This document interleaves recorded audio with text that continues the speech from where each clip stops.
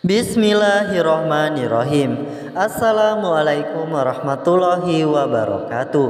Sahabat beriman yang dirahmati oleh Allah Subhanahu wa Ta'ala, Imam Ibnu Hajar di dalam kitab Al-Istidad Liyaumil Ma'ad yang kemudian disyarahi oleh Syekh Nawawi Banten di dalam kitabnya Nasainul Ibad menuturkan bahwa manusia akan menghadapi 4 kali rampasan dalam hidupnya, mulai sejak ia hidup di dunia sampai dengan kelak ia dibangkitkan di hari kiamat. Imam Ibnu Hajar menyebutkan, anak keturunan Adam akan menghadapi 4 kali rampasan. Malaikat maut akan mengambil dengan paksa rohnya, ahli waris akan mengambil hartanya, cacing akan mengambil jasadnya, dan para musuh akan mengambil pahala amalnya. Lihat Syekh M. Nawawi Banten, Nasyaihul Ibad Jakarta, Darul Kutub Al-Islamiyah 2010. Dan inilah 4 hal ini yang diambil paksa dari setiap manusia. Umat muslim wajib tahu. Yang pertama, malaikat maut akan mengambil nyawa manusia secara paksa.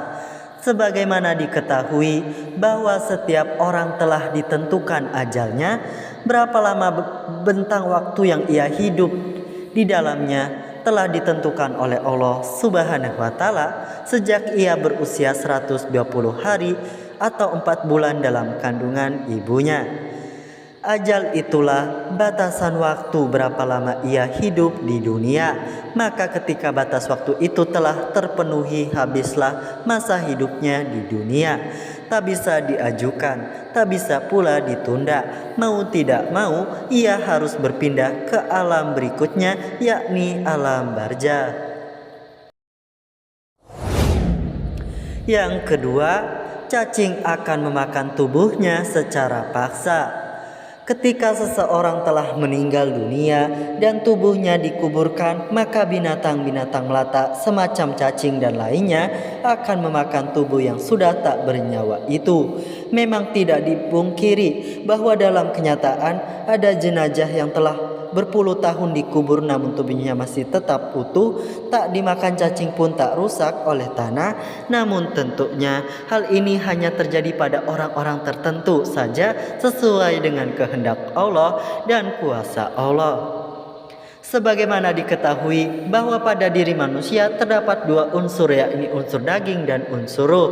Masing-masing unsur ini semestinya mendapatkan porsi yang cukup sesuai dengan kebutuhannya.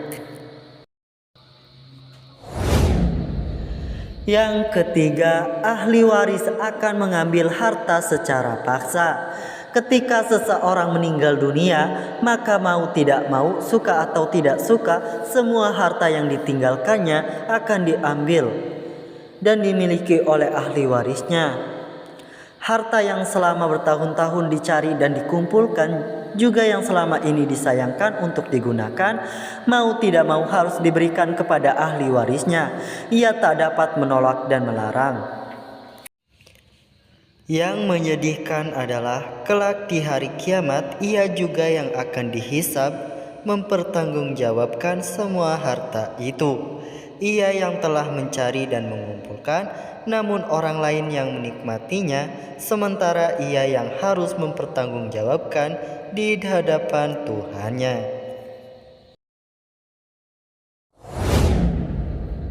Dan yang terakhir, musuh akan mengambil pahala ibadah. Sebagaimana sering disampaikan oleh para ulama bahwa setiap perbuatan zolim yang dilakukan oleh seseorang kepada orang lain akan dimintai pertanggungjawabannya di hari kiamat. Bentuk pertanggungjawaban itu berupa dibayarkannya pahala-pahala ibadah yang telah ia lakukan selama hidup di dunia kepada orang yang dizolimi. Bila pahala ibadah yang dimiliki tak cukup untuk membayar, maka dosa orang yang dizolimi akan ditanggung oleh orang yang menzolimi.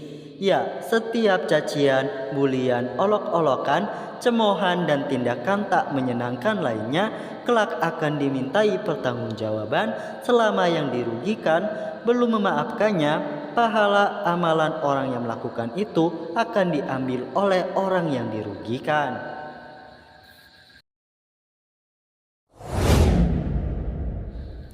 Demikianlah ulasan video ini mengenai 4 hal ini yang diambil paksa dari setiap manusia. Terima kasih sudah menyimak video ini. Semoga bermanfaat. Wassalamualaikum warahmatullahi wabarakatuh.